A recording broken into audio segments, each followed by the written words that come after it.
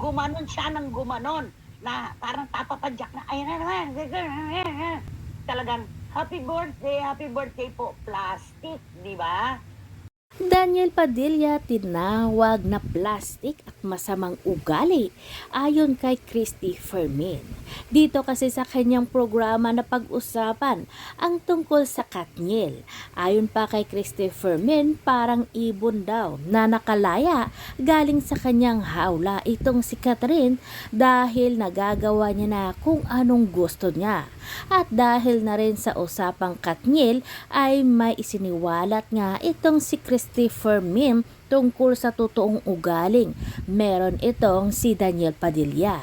Ayon pa kay Christopher Mim, meron siyang isang kaibigan nila na nagpapabati ng happy birthday dito kay Daniel Padilla.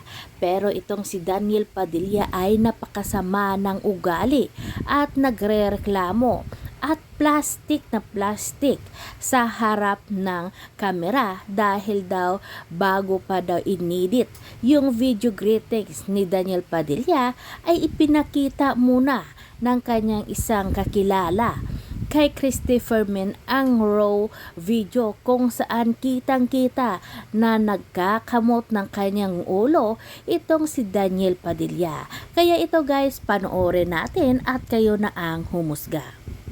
Ni Daniel, mahalaga sa kanya.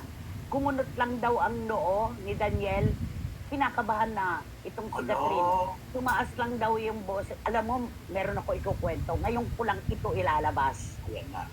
May isang kaibigan kami na humihingi ng pagbati ng happy birthday sa isa rin niyang kaibigan.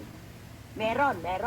Kasi hindi naman natin ginagawa yan. Ano ka? Magbe-birthday ako, magpapabati ako sa sarili ko. Ano ako, lukaret? Di ba? Ayun. Siyempre, kaibigan yan. Alam mo, may nagpapanood sa akin nung raw video bago inedit yung pagbati doon sa dapat padalhan.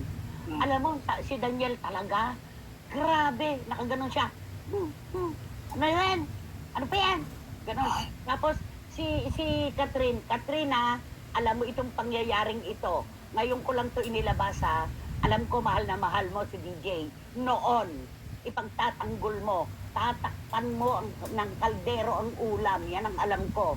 Kaya hindi mo ako sasang-ayunan. Pero ngayon, pwede mong sabihin, nagsisinungaling ba ako? O ano? Gumanon siya ng gumanon na parang tapapadyak na, ayun na naman. Si Catherine yung did. Kumakalma. Wala pang ilang seconds to. Just say happy birthday. Parang ganon.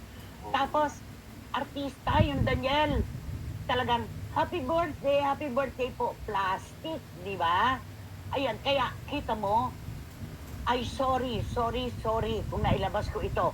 Panahon na naghihintay talaga ang bawat pangyayari ng tamang panahon ng paglalabas, di ba? Yan yun.